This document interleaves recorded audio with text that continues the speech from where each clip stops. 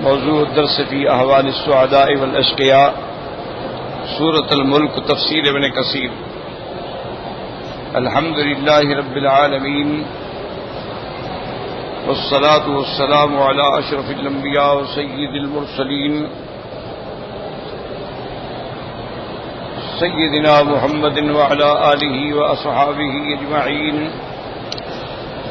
اللهم صل على سيدنا محمد وعلى آل سيدنا محمد كما صليت على إبراهيم وعلى آل إبراهيم في العالمين إنك حميد مجيد۔ أعوذ بالله من الشيطان الرجيم، بسم الله الرحمن الرحيم۔ أمن هذا الذي هو جند لكم ينصركم من دون الرحمن إن الكافرون إلا في غرور۔ أمن هذا الذي يرزقكم من أمسك رزقه بل لجوا في عتو ونفور۔ أفمن يمشي مكبا على وجهه أهدى أمن يمشي سويا على صراط مستقيم۔ قل هو الذي أنشأكم وجعل لكم السمع والأبصار والأفئدة قليلا ما تشكرون۔ قل هو الذي ذراكم في الأرض وإليه تحشرون۔ ويقولون متى هذا الوعد إن كنتم صادقين۔ قل إنما العلم عند الله وإنما أنا نذير مبين۔ فلما رأوه زلفة سيئت وجوه الذين كفروا وقيل هذا الذي كنتم به تدعون۔ اللہ تبارک و تعالی نے کلام مقدس کی ان آیات مبارکہ میں کفار و مشرکین کا رد بھی فرمایا ہے اور مثال دے کے بھی سمجھایا ہے۔ جیسا کہ میں نے سابقہ دروس میں عرض کیا تھا کہ کافروں کو اپنی عددی قوت پہ ناز ہوتا ہے کہ ہمارے پاس اتنا لشکر ہے، اتنا فوج ہے، اتنا جماعت ہے، اتنا قبائل ہیں، تو ان کو اس پہ بڑا ناز ہوتا ہے۔ اور دوسرا ان کو اپنی دولت پہ بڑا ناز۔ تو اس کا اللہ نے پہلی دو آیات میں رد کر دیا کہ تم اگر اپنے لشکر پہ، اپنی جماعت پہ ناز کرتے ہو، جب اللہ کے عذاب نے تم کو پکڑا تو پھر کون تمہیں بچا سکتا ہے؟ اصل بات یہ ہے کہ کافر شیطانی دھوکے میں پڑے ہوئے ہیں۔ شیطان کا تو کام یہی ہے کہ وہ دھوکے میں ڈالتا ہے۔ اور اسی طرح اللہ نے فرمایا کہ تمہیں اگر اپنی دولت پہ ناز ہے تو رزاق ذو القوت المتین تو اللہ کی شان ہے۔ اگر وہ تمہارا رزق ہی بند کر دیں، ہمسا کا رزق ہو، تو پھر کون تمہیں رزق دے گا؟ کیا تم نے سوچا؟ آگے فرمایا کہ بل لجوا فی عتو ونفور۔ اصل بات یہ ہے کہ کافر جو ہیں یہ نافرمانی میں اور اللہ کے احکام سے دوری میں ڈوبے ہوئے ہیں، ان کو کوئی حق بات سمجھ نہیں آتا۔ اب آگے اللہ نے مثال دی، کیونکہ قرآن پاک میں بہت ساری جگہوں پر اللہ نے مثالیں بیان کی۔ تلک الامثال نضربها للناس۔ اللہ فرماتے ہیں یہ مثالیں جو ہیں بیان کرتے ہیں لوگوں کے لیے، لیکن وہاں نضرب کا لفظ آیا تو ضرب کا معنی اصل میں مارنا ہوتا ہے، یعنی مثال ایسی واضح ہوتی ہے کہ گویا کافر کے سر پہ ایک ضرب لگتی ہے کہ اب تو تم سمجھ جاؤ کہ حق کیا ہے اور باطل کیا ہے۔ تو یہاں بھی اللہ نے ایک مثال دی کہ افمن یمشی مکبا علی وجہہ، کیا وہ بندہ جو گرا ہوا اپنے چہرے کے بل پہ چل رہا ہے اور وہ بندہ جو سیدھا اور صراط مستقیم پہ چل رہا ہے، کیا یہ دونوں برابر ہو سکتے ہیں؟ تو ہر آدمی جانتا ہے کہ برابر نہیں ہو سکتے۔ اب علماء نے فرمایا کہ اس کی مثال یا تو دنیا میں ہے کہ کافر جو ہے وہ ایسے ہیں کہ بھٹکے ہوئے ہیں، مشکلات میں پڑے ہوئے ہیں، کبھی گرتے ہیں، کبھی اٹھتے ہیں، کبھی سر کے بل گرتے ہیں، قدم قدم پہ انہوں نے اپنے معبود بنائے ہوئے ہیں، قدم قدم پہ انہوں نے اپنے آلہہ بنائے ہوئے ہیں، قدم قدم پہ انہوں نے اپنے دیوتا سجائے ہوئے ہیں، اور پھر اتنے اس میں اندھے ہو گئے ہیں، اپنے ہاتھوں سے زندہ لڑکیوں کو قربان کرتے، اپنے ہاتھوں سے یعنی دیوی کے سامنے جا کے بلیدان یعنی قربانی دے رہے ہیں انسان کی، اس کو ذبح کیا جاتا ہے اور اس کا خون اس کے اوپر ڈالا جاتا ہے کہ جی اب دیوی جو ہے وہ راضی ہو جائے گی۔ تو اس سے بڑا بھٹکا ہوا کوئی بندہ ہے کہ جو اپنے لڑکیوں کو ذبح کر دے بتوں کے سامنے؟ اور اسی طرح بے عین ہی مصر کے اندر بھی انہوں نے ایک طریقہ بنایا ہوا تھا کہ دریائے نیل میں سال کے خاص دنوں کے اندر اس دور میں جو خوبصورت لڑکی ہو، کنواری ہو، اس کو زیور پہنا کے دلہن بنا کے دریا کی نظر کرتے تھے، اور ان کا عقیدہ یہ تھا کہ جب ہم دریا کو نظر دیتے ہیں تو دریا کی جو قوتیں ہیں نا وہ اس نظر پہ راضی ہو جاتی ہیں، راضی ہوتی ہیں تو پھر دریا میں پانی آتا ہے، اور اگر ہم اس کے قربانی نہ دیں، بھیٹ نہ چڑھائیں تو دریا میں وہ جوش نہیں آتا، پانی نہیں آتا، تو ہم تباہ و برباد ہو جاتے ہیں۔ تو یہ بھی ان کا ایک عقیدہ تھا۔ اور اسی طرح باقاعدہ ہندوؤں کے عقیدے ہیں گنگا جمنا کے بارے میں، اور اسی طرح اللہ معاف کرے مسلمانوں کے بھی جاہلوں میں عقیدے ہیں کہ اگر کوئی دریا چڑھ رہا ہو، دریا کٹائی کر رہا ہو، تو وہاں جا کے جانور ذبح کر کے ڈالتے ہیں۔ بھی کیوں ڈال رہے ہو؟ جی حضرت خضر کی فوجوں کو کھانا کھلا رہے ہیں کہ ان کو ہم کھلائیں گے تو راستہ بدل دیں گے۔ تو یہ جاہلوں کے اعتقادات ہیں جن کا حقیقت سے کوئی تعلق نہیں۔ اسی لیے صحیح روایات میں یہ بات موجود ہے کہ جب مصر والوں نے حضرت عمرو ابن العاص رضی اللہ تعالی عنہ کو آگے کہا کہ آپ چونکہ الحمدللہ مصر فتح ہو گیا، مسلمانوں کا اقتدار آ گیا، اسلام کی حکومت آ گئی، تو اب وہ منت کے دن قریب آنے والے ہیں، تو اب اس کا کیا ہوگا؟ تو حضرت عمرو ابن العاص نے فرمایا کہ بھائی میں اس کے بارے میں امیر المومنین سیدنا عمر رضی اللہ تعالی عنہ سے مشورہ لیتا ہوں کہ ہمارے امیر المومنین ہمارے خلیفہ کا کیا حکم ہے۔ تو انہوں نے خط بھیجا، حضرت سے رائے طلب کی، تو سیدنا عمر بن الخطاب رضی اللہ تعالی عنہ نے اسی وقت آپ نے حکم دیا اپنے کاتب کو کہ خط لکھو اور دریا کے نام لکھو۔ یہ تھے خلفائے رسول اللہ، یہ تھے یعنی حضور پاک کے نام کے پروانے، اور یہ تھا ان کا قوت ایمان کہ حکم دیا کہ دریا کے نام خط لکھو، کہ حضرت عمر تمہیں حکم دیتے ہیں ان تجر باذن اللہ، کہ اے دریا اگر تم نے چلنا ہے تو اللہ کے حکم سے چلو، اور اگر تم نے نہیں چلنا ہے تو ہمارا خدا قادر ہے، ہمیں کسی دوسری جگہ سے بھی پانی دے سکتے ہیں۔ تو ہم یہ منتیں شنتیں جو ہیں یہ تو کفر ہے اور شرک ہے کہ غیر اللہ کے نام پہ منتیں مانی جائیں، غیر اللہ کے نام پہ چڑھاوے چڑھائے جائیں، غیر اللہ کے نام پہ نظریں دی جائیں، غیر اللہ کے نام پہ جا کے جانور ذبح کیے جائیں، غیر اللہ کے نام پہ جا کے دیگیں پکائی جائیں۔ آپ لاکھ کہیں جی ہم بسم اللہ پڑھتے ہیں، لیکن نیت تو اللہ جانتے ہیں نا۔ اگر بسم اللہ پڑھ کے جانور ذبح کر کے ثواب دینا مقصد ہے تو پھر قبر پہ جانے کی کیا ضرورت ہے؟ کسی جگہ آپ خیرات کر دیں، ثواب تو اللہ نے پہنچانا ہے، لیکن اس کا قبروں پہ لے جانا جو ہے یہی شرک ہے کہ اگر اللہ کی بکری مینا میں ذبح ہوگی تو مشرک کی بکری قبر پہ ذبح ہوگی۔ پورا مقابلہ کریں گے۔ اگر اللہ کے گھر کا طواف ہوگا تو مشرک قبر کا بھی طواف کریں گے، اگر اللہ کے دروازے پر آ کے چمٹیں گے تو مشرک قبروں پہ جا کر بھی چمٹیں گے، اگر اللہ کے گھر کے سجدے ہوں گے تو مشرک قبروں پہ بھی جا کے سجدے کریں گے، اگر کعبے میں حجر اسود کو چوما جائے گا تو مشرک قبروں کو بھی جا کے چومیں گے، ان کی چوکھٹ پہ بھی جا کے گریں گے اور بوسہ دیں گے۔ یہ بالکل یعنی کفر اور اسلام کی کھلی ہوئی جنگ ہے۔ ایک اندھا بھی سمجھ سکتا ہے کہ بھئی جو کام ہم خدا کے گھر میں کر رہے ہیں وہ کسی اور جگہ کیسے ہو سکتا ہے، اور جو چیز ہم اللہ کے نام پہ دے رہے ہیں وہ کسی غیر اللہ کے نام پہ کیسے دی جا سکتی ہے۔ تو حضرت عمر رضی اللہ تعالیٰ نے خط لکھا اور اپنے گورنر کو حکم دیا کہ جب میرا خط پہنچ جائے اس کو جا کے دریائے نیل کے درمیان میں رکھ دو اور اس کے بعد معاملے کو اللہ پہ چھوڑ دو، اللہ جو چاہیں گے وہ فرمائیں گے۔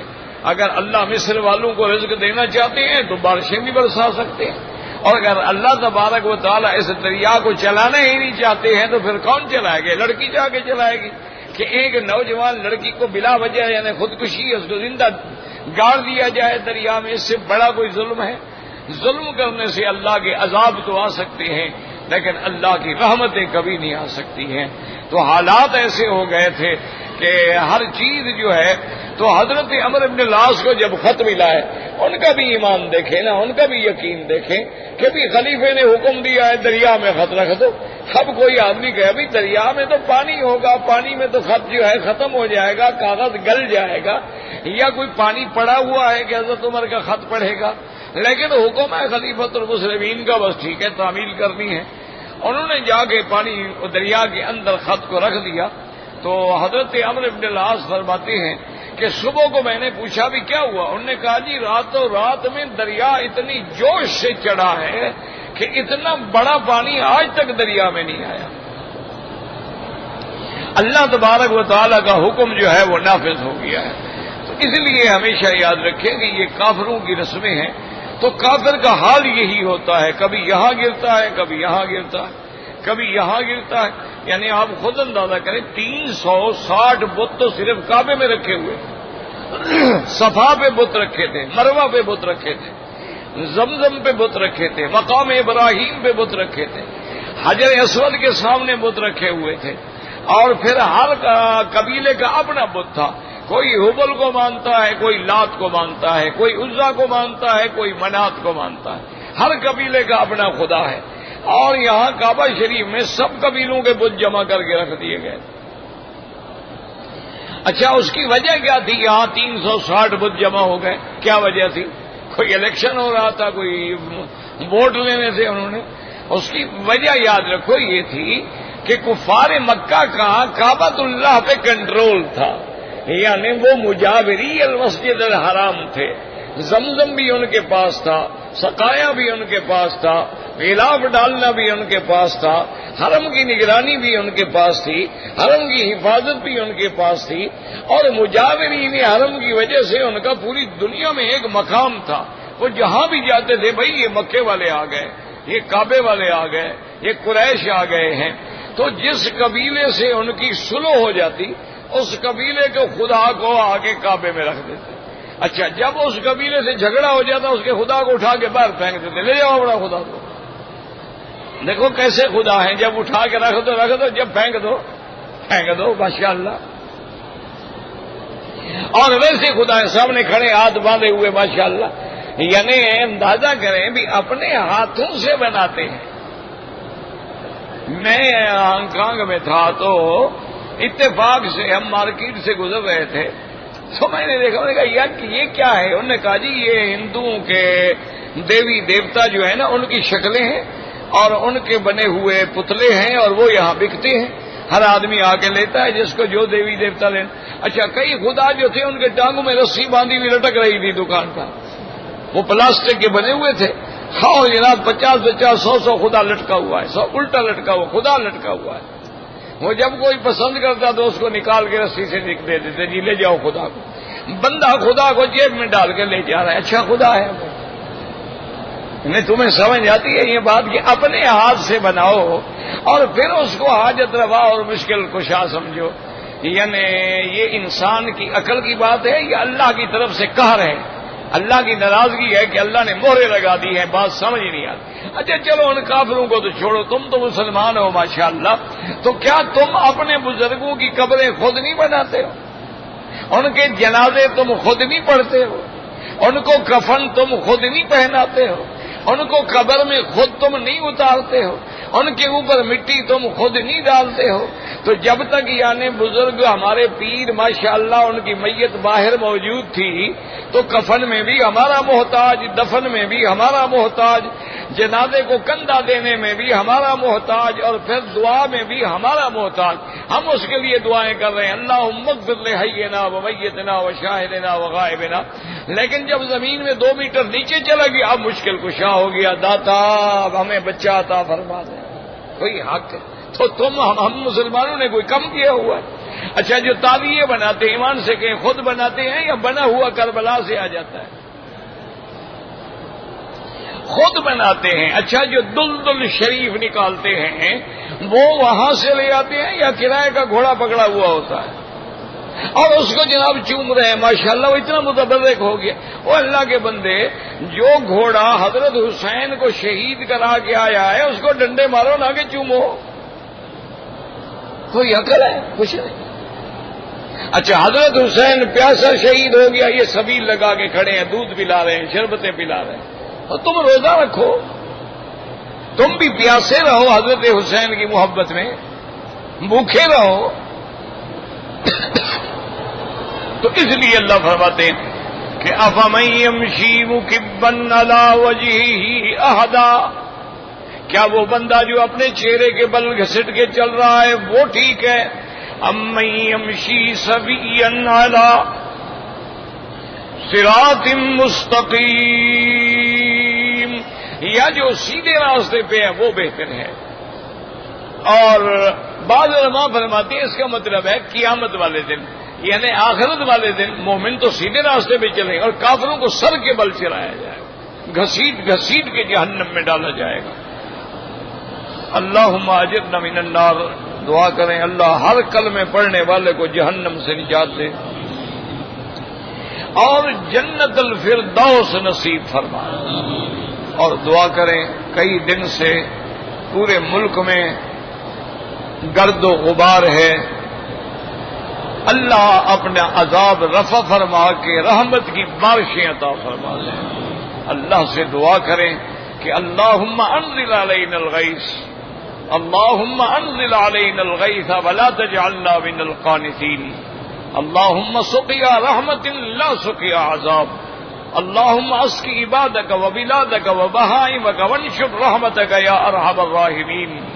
اللہم اسقی عبادک المعتمرین، اللہم اسقی عبادک القادمین، واجعلها رحمتا لجمیع المسلمین برحمتک یا ارحم الراحمین. اللہم لا تجعلنا من القانتین ولا تردنا عن بابک خائبین. اللہم لا تجعلنا من الآیسین. اللہم انت اللہ لا الہ الا انت الغنی ونحن الفقراء. اغثنا اغثنا یا غیاث اغثنا یا مغیث اغثنا یا غیاث المستغیثین اغثنا. علیک توکلنا و الیک انبنا، علیک توکلنا و الیک انبنا. تو اللہ تبارک و تعالی یاد رکھیں کہ جب رحمتیں آتی ہیں تو پھر رحمت کی بارشیں برساتے ہیں، ورنہ پھر یہ مٹی والی ہوائیں ہیں، یہ گرد و غبار ہیں، یہ بھی اللہ کی ناراضگی کی علامات ہیں. اللہ تبارک و تعالی کیونکہ ہم لوگوں نے اللہ کے گھر کو بھی اسٹیڈیو بنا دیا ہے، ہر جگہ فلمیں بن رہی ہیں، عورتیں فلمیں بنا رہی ہیں، عورتیں تصویریں لے رہی ہیں، عورتیں کھڑی ہیں، مرد تصویریں لے رہے ہیں. خدا کا گھر تو نہ ہوا، اسٹیڈیو بن گیا، کوئی فلم گھر بن گیا. ہر بندے کے جیب میں موبائل ہے، اس میں باقاعدہ گانے بھرے ہوئے ہیں، موسیقی بھری ہوئی ہے. انا للہ و انا الیہ راجعون. اپنی نماز تو خیر اس کو فکر ہی کوئی نہیں، لیکن جو ساتھ کھڑے ہیں ان کی نمازیں بھی برباد ہیں کہ وہ نماز میں غور کریں یا گانے کو بے غور کریں. ریاض الجنہ میں یعنی جہاں حکم ہے کہ اگر چلو مدینے پاک میں مسجد نبوی میں اگر چلنا ہو یا صلاۃ و سلام پڑھنے کے لیے جانا ہو تو علماء نے لکھا ہے خاشعاً متواضعاً، ایسے خشوع کے ساتھ تواضع کے ساتھ چلو کہ زمین پہ پاؤں بھی ادب سے رکھو، زور زور سے پاؤں دھپ دھپ نہ کرو گے کہیں اس وجہ سے اللہ تیرے سارے عمل چھین لے.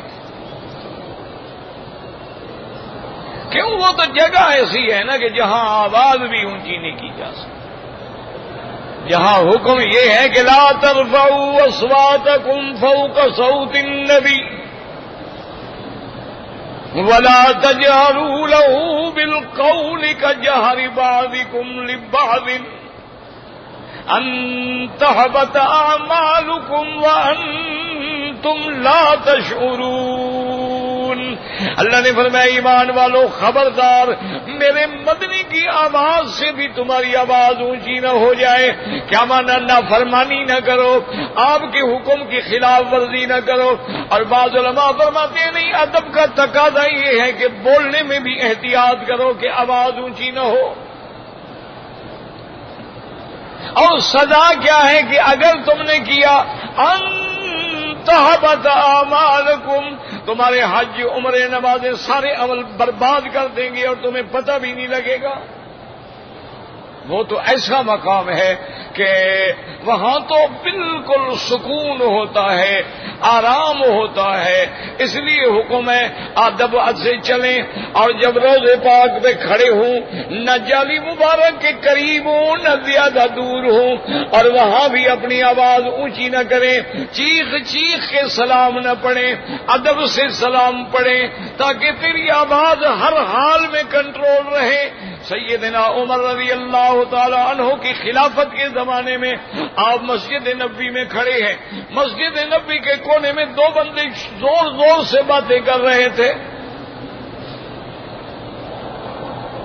ہماری بے ادبی کا تو یہ حال ہے کہ ریاض الجنہ میں بیٹھے ہیں اور جیب میں موبائل ہے۔ اور یار کون سے تم کوئی پی ایم ہو یا سی ایم ہو، تمہاری ہارٹ لائن لگی ہوئی ہے کہ اگر تم 2 گھنٹے کے لیے بند کر دو گے تو کوئی آسمان زمین ٹوٹ جائے گا؟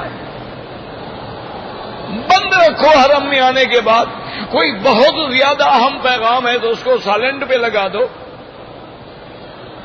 تاکہ اس کی آواز نہ آئے، بعد میں دیکھ لو، کال کر لو۔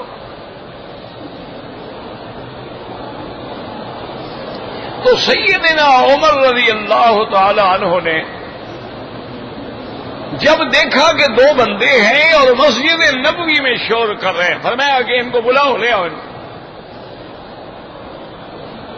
تو ان کو لے آئے۔ آپ نے فرمایا من انتم، کون ہو تم، کہاں سے آئے ہو؟ انہوں نے کہا جناب ہم طائف سے آئے ہیں۔ آپ نے فرمایا واللہ لو انتما من اہل المدینہ لاوجعتکما، آپ نے فرمایا مجھے خدا کی قسم ہے اگر تم مدینے والے ہوتے تو آج عمر درے مار مار کے تمہاری چمڑی ادھیڑ دیتا۔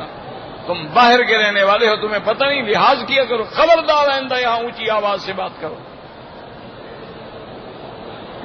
سیدنا ابی ہریرہ رضی اللہ تعالی عنہ مسجد نبوی میں حدیث رسول پاک پڑھا رہے ہیں۔ بی بی عائشہ نے خادمہ کو بھیجا کہ حضرت ابو ہریرہ سے کہو کہ آواز اونچی مت کرو، خبردار آواز نیچی کر کے حدیث پڑھاؤ۔ اور ہم جناب گانے لگائے ہوئے ہیں، اور عاشق رسول اللہ کملی والے نے بلایا، اسی لیے بلایا تھا کہ داڑھی منڈا کے نافرمانی کر کے گانے جیب میں ڈال کے آ جاؤ، اسی لیے تمہیں حضور پاک نے بلایا ہے۔ یعنی کیسے مسلمان ہیں جی، کملی والے پہ جان قربان، لیکن گانا سننا ہے۔ کملی والے پہ جان قربان ہے جی، حضور کے نام پہ تو جی انگوٹھے چوم چوم کے ہمارے اپنے آدھے انگوٹھے کھا گئے ہیں، لیکن ادب یہ ہے کہ داڑھی منڈا کے کلین شیو ہو کے سامنے گیا الصلاۃ والسلام علیک یا رسول اللہ، اپنے نافرمان کا سلام قبول کرو، میں تمہاری سنت کا مخالف ہوں۔ اور یار اس سے بہتر ہے میرا کہنا مانو نہ جایا کرو مدینہ شریف۔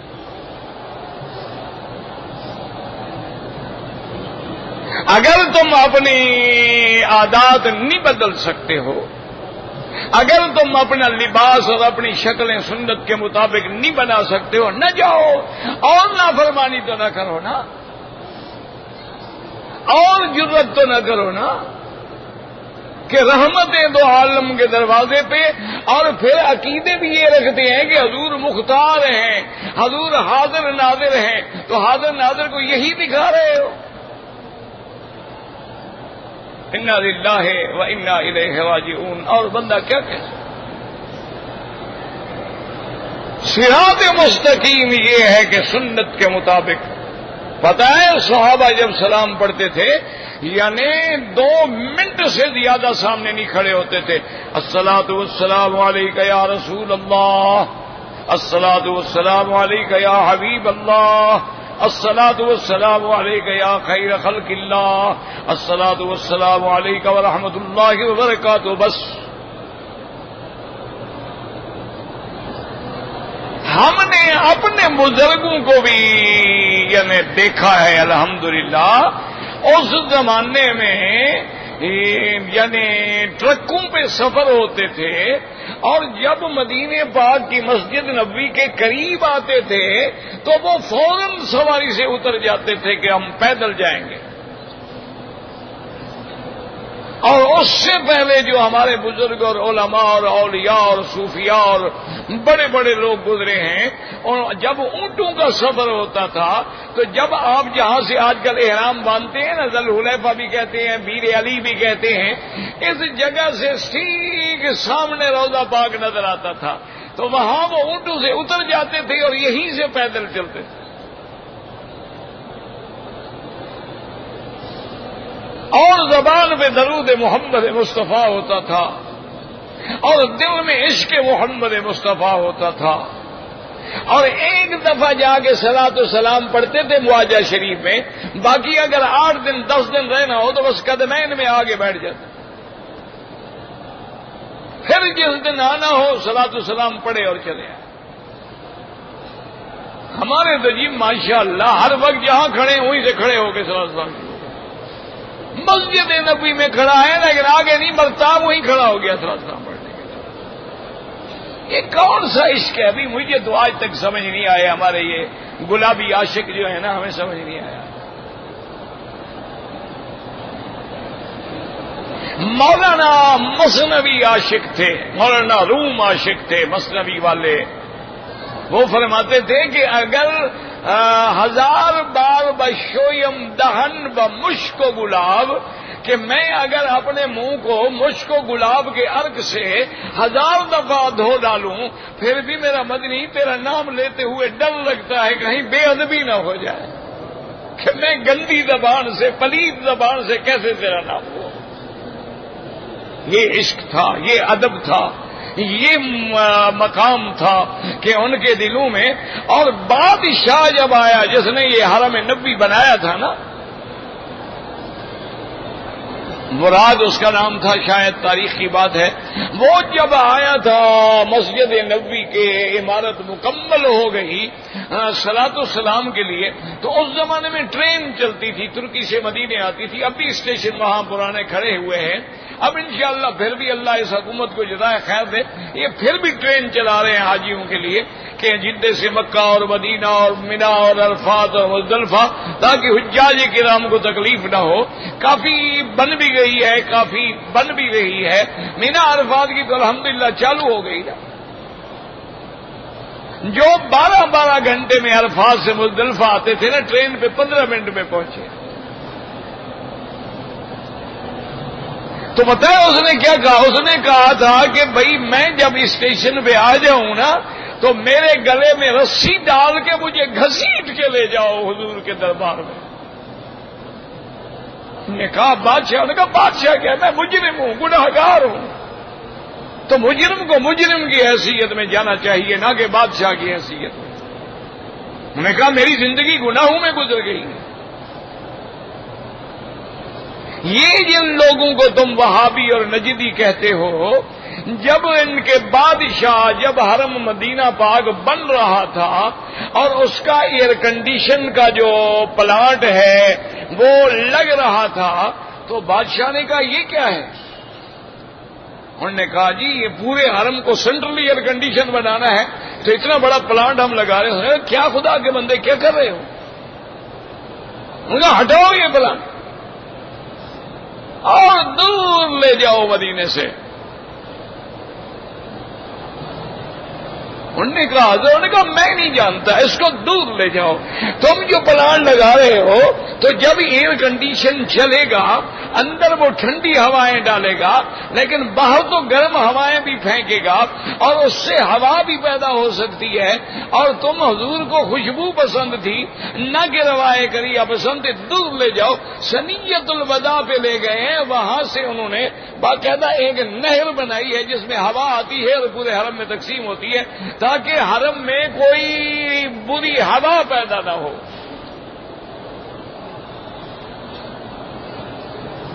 یہ تو ہیں وہابی ماشاءاللہ، اور تمہارے عاشق جو ہیں پتہ نہیں انہوں نے کیا کیا ہے، انہوں نے وہ جھنڈیاں لگانا سیکھا ہے۔ اب تو ماشاءاللہ کیک بھی کاٹتے ہیں، جلوس بھی نکالتے ہیں۔ اچھا بعض جگہ تو باقاعدہ حضور کے روضے کا ماڈل بھی بناتے ہیں، بھی شیعہ بناتے ہیں، ہم پیچھے کیوں رہیں؟ ہم نے بھی تو مقابلہ کرنا ہے نا۔ انا للہ و انا الیہ، دعا کرو اللہ ان کو ہدایت، دل سے دعا کرو، خدا کے گھر میں کھڑے ہو، ہمارے بھائی ہیں، مسلمان ہیں، کلمہ پڑھنے والے ہیں، ان کے دل میں بھی عشق نبی ہے لیکن راستہ غلط پکڑ لیا۔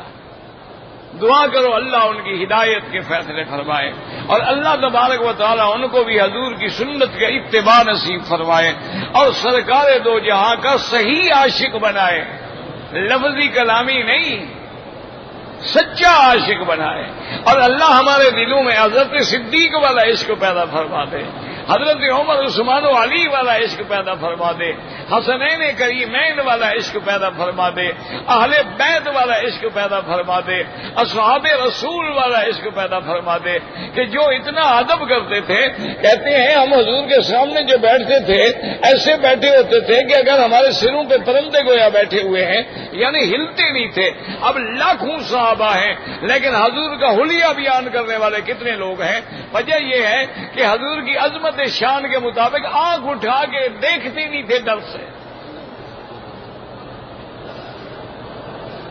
اس لیے صحیح روایات میں ہے کہ کانا ینظران الیہ وکانا ینظر الیہما ویبتسم، حضور پاک کے چہرے کی طرف دیکھنے والے یا ابو بکر تھا یا عمر تھا، اور حضور بھی ان کو دیکھتے تھے اور مسکراتے تھے، یا پھر اہل بیت رسول اللہ تھے، ورنہ ہر صحابی کو تو نظر اٹھا کے چہرے پہ نظر ڈالنے سے بھی ڈر لگتا تھا کہ کہیں بے ادبی نہ ہو جائے۔ تو ہمارا تو حال بس دعا کریں اللہ ہماری بگڑی بنا دے۔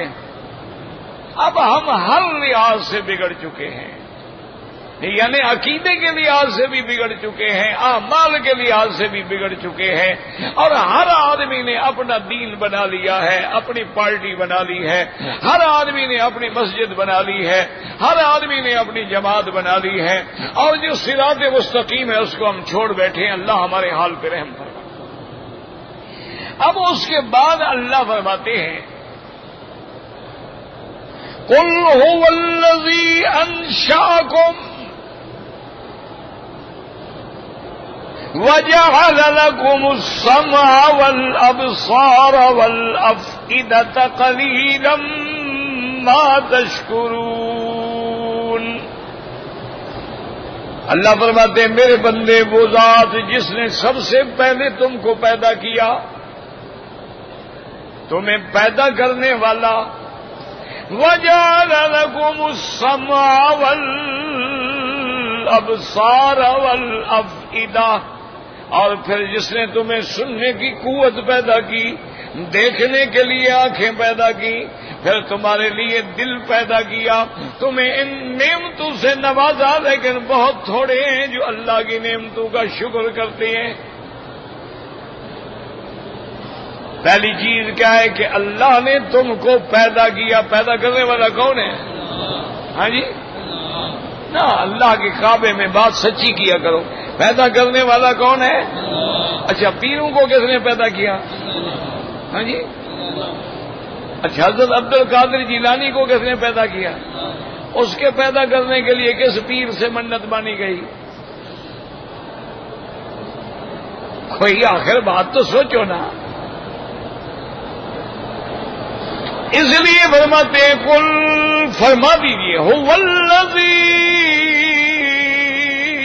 انشأکم، یاد رکھو کہیں فرماتی ہیں خلقکم، کہیں فرماتی ہیں انشأکم، کہیں فرماتی ہیں ذرأکم۔ اللہ پاک نے قرآن پاک میں مختلف الفاظ ارشاد فرمائے ہیں۔ بعض علماء فرماتی ہیں کہ ان سب کا معنی جو ہے ایک ہے، معنی پیدا کیا، لیکن بعض علماء فرماتی ہیں پیدا کرنا اپنا معنی ہے، انشاکم کا معنی ہے کہ جس نے سب سے پہلے آدم سے تمہیں وجود بخشا، جبکہ تیری نہ کوئی شکل تھی، نہ تیرا کوئی نمونہ تھا، نہ تیرا کوئی ماڈل تھا، نہ تیرا کوئی ذکر تھا۔ اس لیے اللہ فرماتے ہیں هل أتى على الإنسان حين من الدهر لم يكن شيئا مذکورا۔ اللہ فرماتے ہیں انسان تم پہ ایک ایسا وقت بھی آیا تمہارا تو نام بھی نہیں تھا، ذکر بھی نہیں تھا، وجود بھی نہیں تھا، لیکن وہ ذات ہے جس نے تم کو عدم سے نکالا ہے۔ اور پھر اللہ کے پیدا کرنے کے بھی الگ الگ قدرت کا نظارہ ہے۔ اللہ نے چاہا تو آدم کو مٹی سے پیدا فرما دیا، اللہ نے چاہا تو حوا کو حضرت آدم کی بائیں پسلی سے پیدا فرما دیا، اللہ نے چاہا تو ملائکہ کو نور سے پیدا فرما دیا، اللہ نے چاہا تو جنات کو آگ سے پیدا فرما دیا، اللہ نے چاہا تو نسل انسانی کو پھر جوڑے سے پیدا فرما دیا، اور اللہ چاہے تو بغیر باپ کے بھی پیدا فرما دے، اللہ چاہے تو بغیر ماں کے بھی پیدا فرما دے۔ آدم کا نہ باپ ہے نہ ماں ہے، اللہ نے اس کو اپنی قدرت سے مٹی سے پیدا فرمایا ہے۔ اب بی بی حوا کے لیے مرد تو ہے لیکن عورت کوئی نہیں، حضرت آدم کی بائیں پسلی سے پیدا فرما دیا ہے، اور اللہ نے چاہا تو حضرت عیسیٰ کو ان کی اماں بی بی مریم سے پیدا فرمایا بغیر باپ کے۔ یہ ساری قدرت کا کمال ہے۔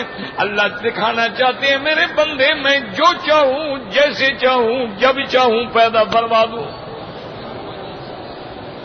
یخلق ما یشاء، جو چاہے پیدا کر دے۔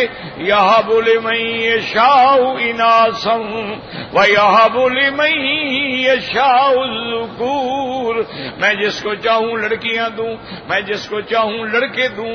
او یجعلہم ذکرانا واناثا، میں چاہوں تو جوڑے دے دوں، لڑکے بھی دوں لڑکیاں بھی دوں۔ ویجعل من یشاء عقیما، اور جس کو چاہوں میں سانڈ بنا دوں کہ نہ لڑکا پیدا ہو نہ لڑکی پیدا ہو، کہ ہوں یخلق ما یشاء، پیدا کرنے والا اللہ ہے۔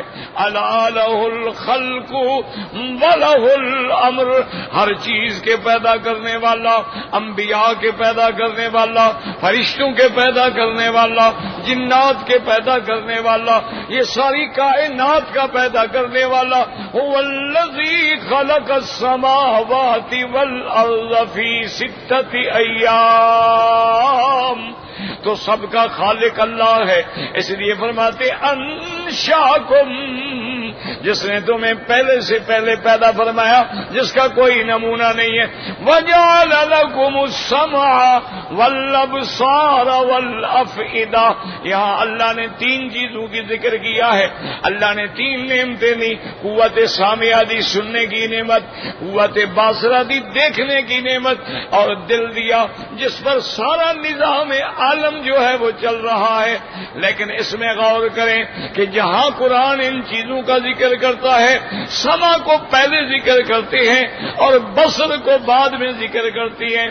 جیسے فرمایا ان السمع والبصر والفؤاد کل اولئک عنہ مسئولا، یا جیسے فرماتی ہے ختم اللہ علی قلوبہم وعلی سمعہم وعلی ابصارہم غشاوہ، فرماتے ہیں اولئک الذین طبع اللہ علی قلوبہم وعلی سمعہم وعلی ابصارہم تو یاد رکھو قوت سامعہ سننے کی قوت کا پہلے ذکر ہے، دیکھنے کی قوت کا بعد میں ذکر ہے، اور جو سب سے اہم ہے وہ دل ہے، کیونکہ اگر دل درست ہے تو سب کچھ درست ہے۔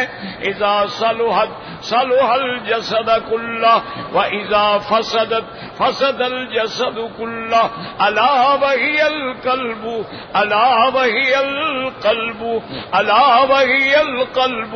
حضور نے فرمایا تیرے اندر اللہ نے ایک چیز رکھی ہے، اگر یہ ٹھیک ہو جائے تو سارا نظام ٹھیک ہے، اور یہ بگڑ جائے سارا نظام غلط ہو جائے۔ کیا وہ دل ہے؟ وہ دل ہے، وہ دل ہے۔ نظام جسمانی ہو یا نظام ایمانی ہو، جب تک دل ٹھیک نہ ہو کوئی چیز ٹھیک نہیں ہو سکتی۔ اللہ سے دعا کریں اللہ ہمارے دلوں کو بھی ٹھیک کر دیں۔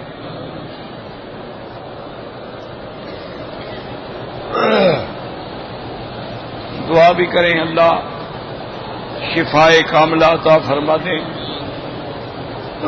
اللہ ہماری بیماریاں دور فرما دیں۔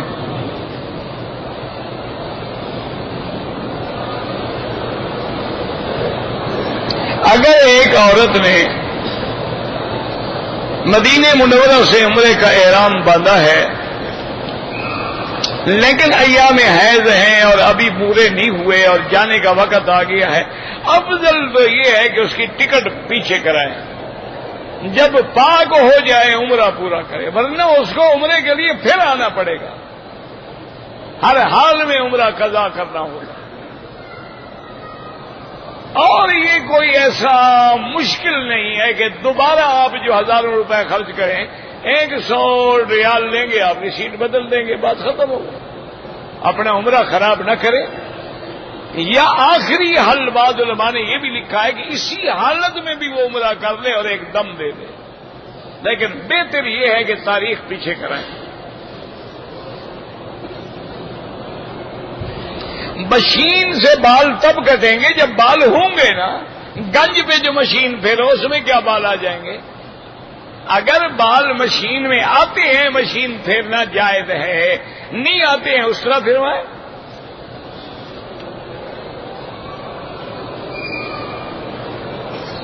اگر مسجد الحرام میں انسان کی ہوا خارج ہو جائے مجبور ہے، وہ جائے بھاگے وضو کرے، اس نے خود تھوڑے بھی ادبی کی ہے، مجبور ہے انسان۔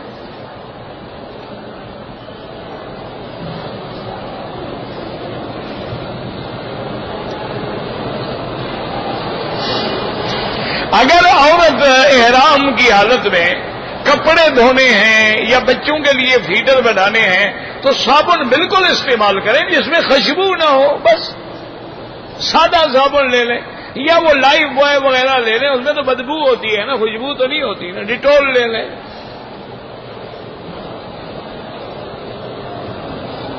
کہتے ہیں کہ جی جب بندے نے غسل کرنا ہو تو اس کو کلمہ پڑھنا چاہیے، کیوں کافر ہے وہ، اور کلمہ پڑھنا کب یاد ہے؟ جب ننگا کھڑا ہے، بڑا شریف آدمی ہے بھائی، یعنی اللہ نے عقل بالکل نہیں دیا۔ جب باہر نکلا ہو تو کہو الحمدللہ الذی اذھب عنی الاذی عافانی غفرانہ کا کلمہ پڑھو، یہ تھوڑا ہے کہ حمام میں ننگے کھڑے ہو گئے اب تمہیں کلمہ شریف یاد آ رہا ہے، بڑی محبت ہے کلمے سے۔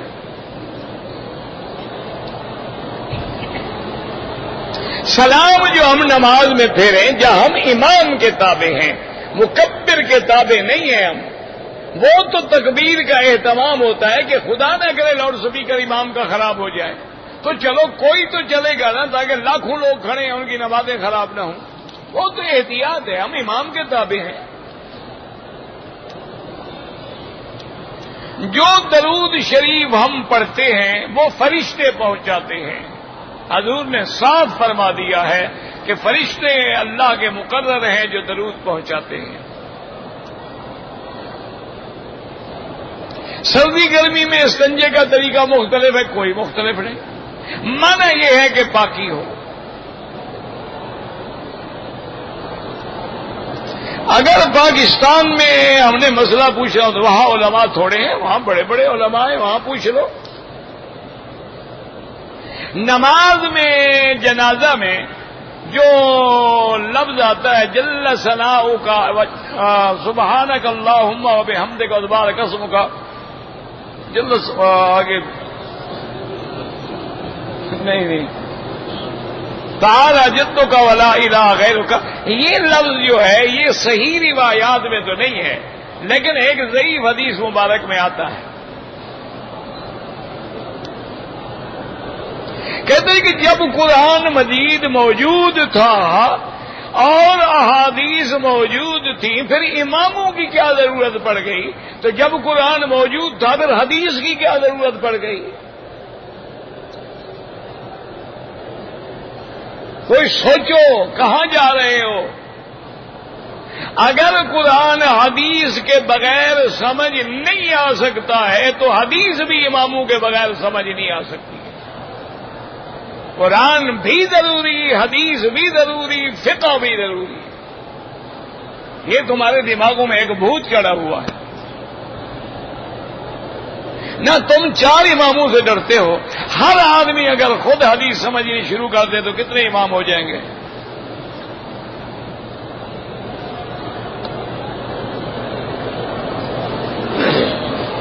امام کے بغیر تو تیری نماز نہیں ہوتی، کہاں بھاگو گے؟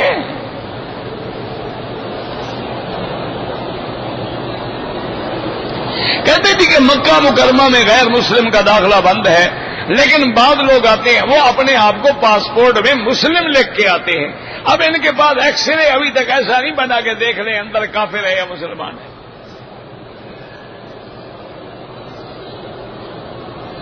میرا بیٹا نماز نہیں پڑھتا، اللہ ہدایت دے.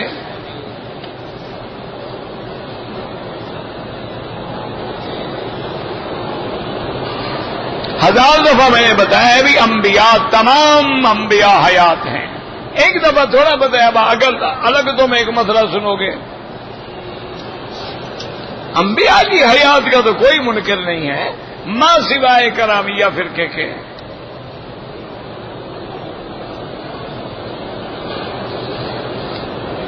میں نے طلاق والے اس کام پر میرا دل تو نہیں کرتا تھا، لیکن میں نے دستخط کر دیے، ماشاءاللہ طلاق ہو گئی. اللہ کے دل کرتا تھا یا نہیں کرتا تھا؟ طلاق ایک ایسی بلا ہے کہ مذاق کرو تو ہو جاتی ہے. حضور نے فرمایا ثلاث جدہن جد وحدلہن جد النکاح والطلاق والعتاق. حضور نے فرمایا یہ 3 چیزیں ہیں جن کی حقیقت بھی حقیقت ہے، مذاق بھی حقیقت ہے.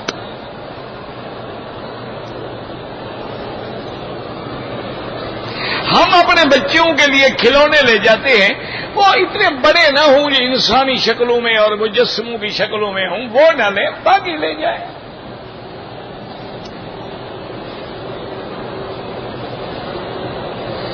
اگر عورت 3-4 دن احرام میں رہے، احرام کی حالت میں چہرے پہ کپڑا لگ جائے، کچھ بھی نہیں ہوتا.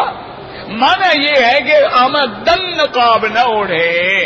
اگر آپ ضرورت ہے تو گھونگھٹ نکال لے، کپڑا لٹکا لے، پردہ بھی رہے اور چہرے کو بھی نہ لگے. لگ جائے کوئی بات نہیں، جیسے مرد کے سر پہ کپڑا لگ جائے کچھ نہیں ہوتا.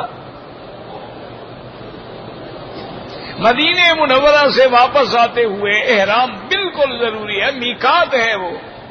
اور پھر خوش نصیبی ہے تمہیں اس میقات سے اللہ موقع دے رہے ہیں جہاں سے حضور پاک نے عمرہ باندھا ہے.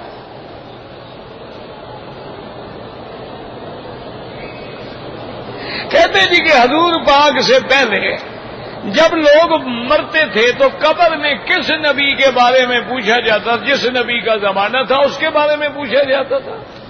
یہ کوئی بات ہے؟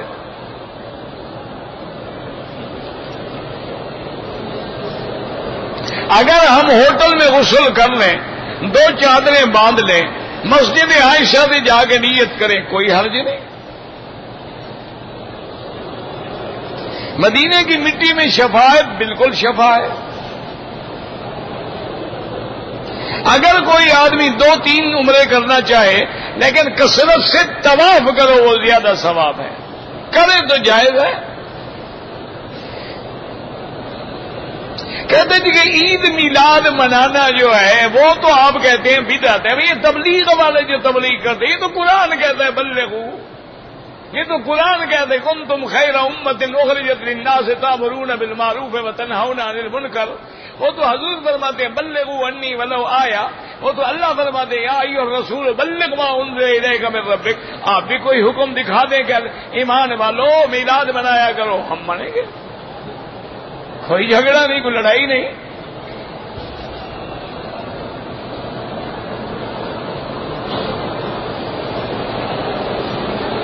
عورت کا خاوند اگر فوت ہو جائے اس کی عدت شروع ہو جائے گی 4 مہینے 10 دن.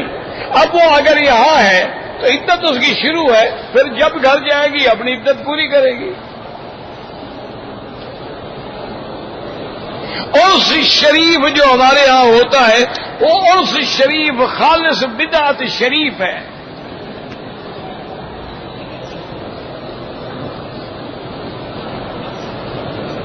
بعض لوگ جو ہیں مکے میں آ کر مدینے میں آ کر امام حرم کے پیچھے نماز نہیں پڑھتے. اللہ نے جن کو محروم رکھا ہے ان کا ہم کیا کر سکتے ہیں کہ یہاں آنے کے بعد بھی جماعت سے محروم ہیں اور کہتے ہیں ان کے پیچھے نماز نہیں ہوتی. میں نے کہا پھر حج کی بھی خیر مناؤ، حج بھی تو یہی امام پڑھاتے ہیں.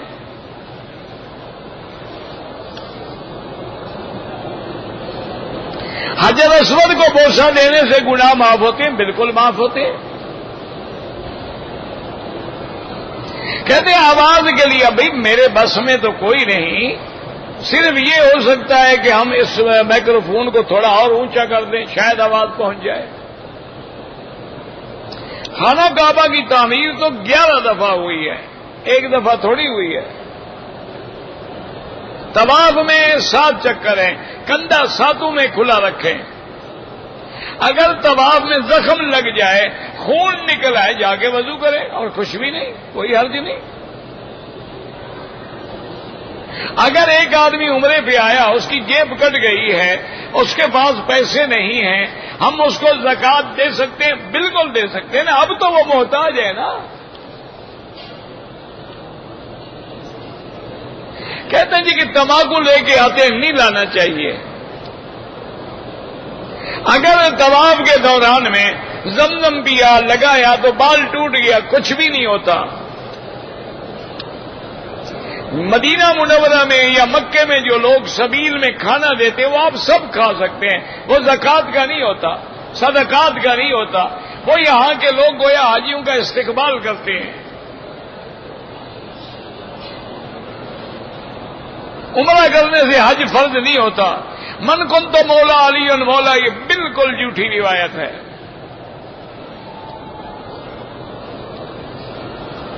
جنازے کی نماز عورت پڑھے، بالکل پڑھ سکتی ہے. جنازے کے لیے عورت کو آنا منع ہے، موجود ہے تو پڑھ لے. مزارات میں جو نظر نیاز چڑھاتے ہیں خالص شرک ہے. اگر فجر کی نماز کھڑی ہو چکی ہے، نماز میں مل جائے، 2 سنتیں بعد میں پڑھیں سورج نکلنے کے بعد، یا مجبوری ہو تو نماز کے فوراً بعد بھی پڑھ سکتے ہیں.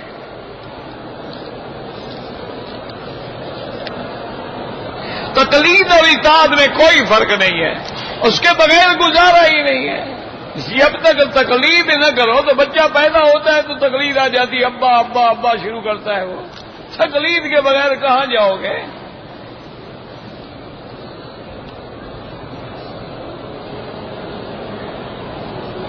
کہتے جی کہ یہاں پر 4 مصلے تھے، اس لیے کہ طواف بڑھ گیا ہے، وہ توڑ دیے گئے. یہ تھوڑا ہے کہ مسلح ہو تو یہ مسلک ہے، مسلح نہ ہو تو مسلک ہی نہیں ہے. یہ کیا بات ہوئی؟ 4 مسلک پر الحمدللہ یہاں یونیورسٹیوں میں الفقہ علی المذاہب الاربعہ پڑھائی جاتی ہے. یہ پہلا حرم جو تھا کتنا توڑ دیا گیا، اب جو بنا رہے ہیں کتنی بلڈنگیں توڑ رہے ہیں، تو اس سے یعنی مذہب ٹوٹ جائے گا؟ یہ عجیب بات ہے.